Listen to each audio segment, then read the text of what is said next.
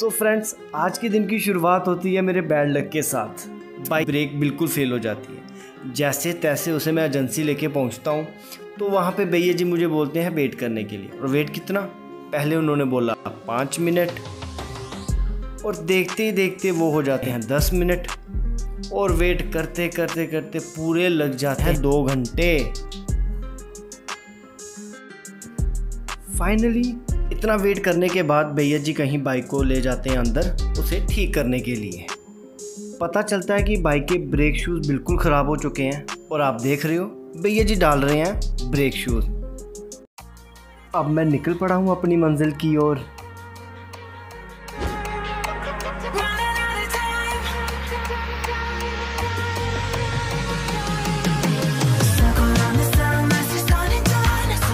बस मुझे ये ब्रिज क्रॉस करना है, उसके बाद बिल्कुल सामने मेरी मंजिल थी।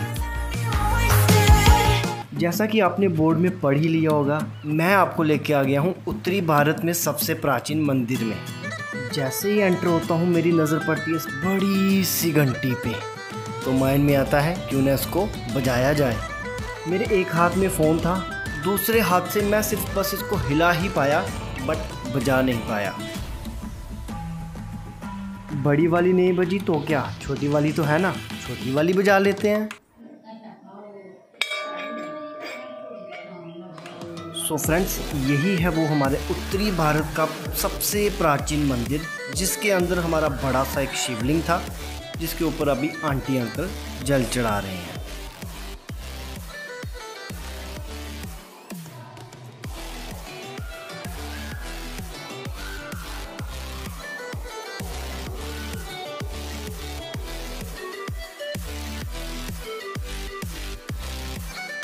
मैंने भी शिवलिंग पे जल चढ़ाया और निकल पड़ा अपनी अगली मंजिल की ओर।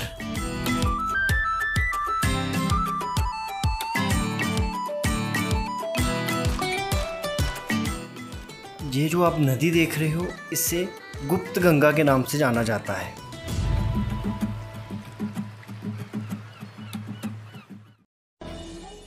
फ्रेंड्स, अभी मैं आपको लेके आ चुका हूँ उत्तरबैनी, जिसे हम मिनी काशी के नाम से भी जानते हैं।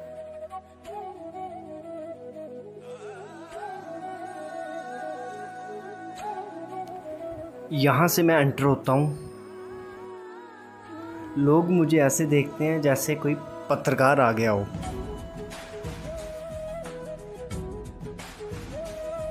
और उस साइड चल रहा था भंडारा। फ्रेंड्स, ये मैं अभी आपको करवा रहा हूँ विष्णु भगवान जी के दर्शन।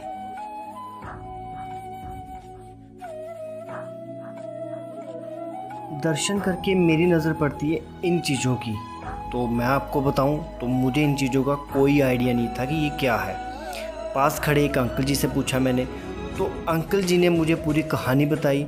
लेकिन मैं आपको इन द शॉर्ट बता दूं तो जैसे हमारे हिंदू धर्म में मरने के बाद रिचुअल्स होते हैं, हम जाते हैं हरिद्वार करने, तो वही रिचुअल्स अब हम यहाँ भी कर सकते हैं। तभी इसको हम मिनी काशी के नाम से भी जानते हैं।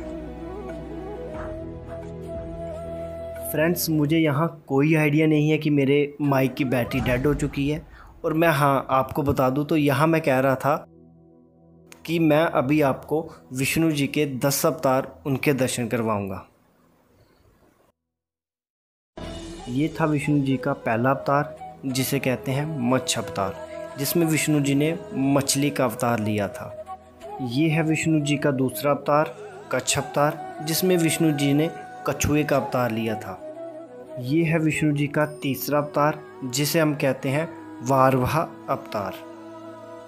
ये है विष्णु जी का चौथा अवतार, जिनमें उन्होंने लिया था नरसिंह का अवतार। ये है विष्णु जी का 5वां अवतार, जिसमें उन्होंने लिया था बामन का अवतार। ये है विष्णु जी का 6वां अवतार, जिसमें उन्होंने लिया था परशुराम जी का अवतार। ये है विष्णु जी का 7वां अवतार, जिसमें उन्होंने लिया था श्री रघुनाथ जी का अवतार। ये है विष्णु जी का 8वां अवतार, जिसमें उन्होंने लिया था कृष्ण जी का अवतार। ये है विष्णु जी का 9वां अवतार, जिसमें उन्होंने लिया था जगन्नाथ जी का अवतार। ये है विष्णु जी का 10वां अवतार, जिसमें उन्होंने लिया था कलगी अवतार। फ्रेंड्स, आज यहाँ पर मेला लगा हुआ था।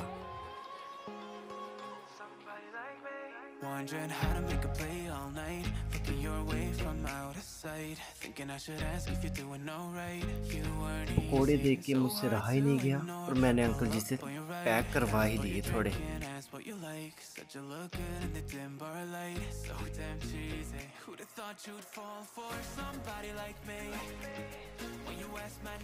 और फिर निकल पड़ता हूँ मैं वापस अपने घर की ओर। निकलता ही हूँ कि याद आता है कि घर पे एक छोटी सी नन्ही सी जान मेरा वेट कर रही है कि कुछ लाने के लिए, तो उसके लिए मैं ये ले लेता हूँ। अब इसे क्या कहते हैं मुझे कोई आइडिया नहीं है। आधे रास्ते में ही होता हूँ कि अंकल जी दिख जाते हैं, तो थोड़े गोलगफ्फे खा लेता हूँ उनसे। और अंकल जी के गोलगफ्फे ओहो बड़े ही स्वादिष्ट थे। अंकल जी को किया बाय बाय और आ गया घर वापिस। जैसे ही घर पहुंचता हूं तो देखता हूं मेरी नन्ही सी जान टेम्पर डाले हुए सिर्फ मेरे पास भागती जाती है। उसे पकड़ाता हूं मैं उसका गिफ्ट, जिसे देखते हुए वो बड़ा होता है खुश, खेलता है उसके साथ। और यहीं पे मेरा ब्लॉग हो जाता है ख़त्म।